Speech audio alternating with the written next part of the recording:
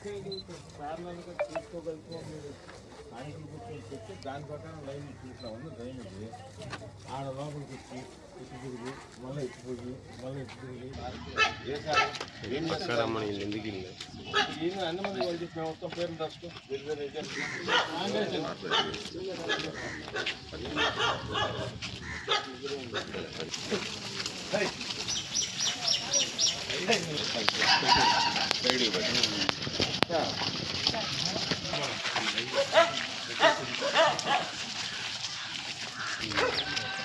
Height లో ఉన్నాయి కదా దిగి దీంట్లో పడి పోతాయి ఇది క్లీన్గా ఉంటాయి కదా పోయేదాన్ని ఇవి కూడా తినడానికి మీరు తీసుకప్పుడు వచ్చారు దళిత వాడి నుంచి ఫోన్ చేసి దళిత వాళ్ళలో ఈ యొక్క మూడోసారి మీరు ఎమ్మెల్యే అయిన తర్వాత ఒక్క పని కూడా జరగలేదు అన్నాడు.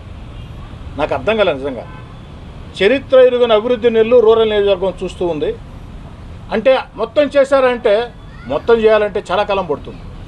నెల్లూరు రూరల్ నియోజకవర్గంలో సిమెంట్ రోడ్లు కాలువలు ఈ సమస్యలు పరిష్కారం చేయాలంటేనే దాదాపు 1000 కోట్లు అవుతుంది. 1200 కోట్లు పని అవుతుంది. ఒక్క రోజులో ఒక్క రాత్రిలో ఒక్క 6 నెలల్లో ఒక్క నెలలో అద్భుతాలు చేయలేం.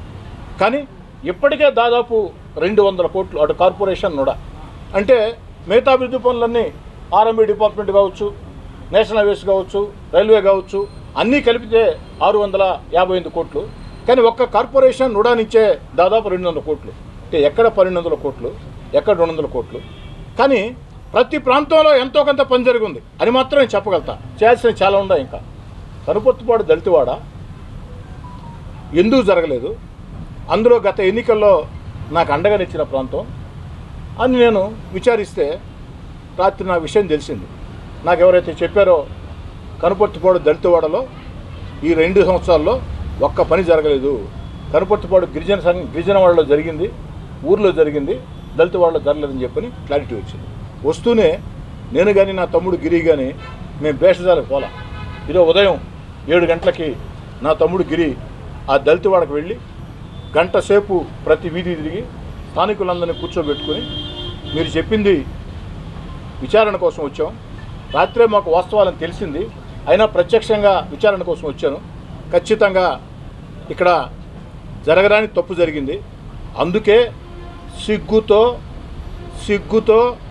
తల దించుకుని నేను మా అన్న కోటంరెడ్డి శ్రీధర్రెడ్డి మేమిద్దరం కూడా కనుపర్తిపాడు దళితవాడకి బహిరంగంగా క్షమాపణలు చెప్తున్నామని చెప్పని ప్రజల ముందు తల దించుకుని గిరి చెప్పొచ్చాడు.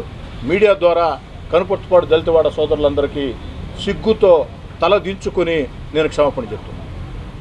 జరిగిన తప్పును సరిచేయాలనే ఉద్దేశంతో ఈరోజు సాయంకాలం లోపు కనుపర్తిపాడు దళితవాడకి 50 లక్షల రూపాయల నిధులతో టెండర్లు పిలిచి తీరాలని అధికారులకి ఆదేశాలు ఇచ్చాం. అధికారులు అదే పనిలో ఉన్నారు.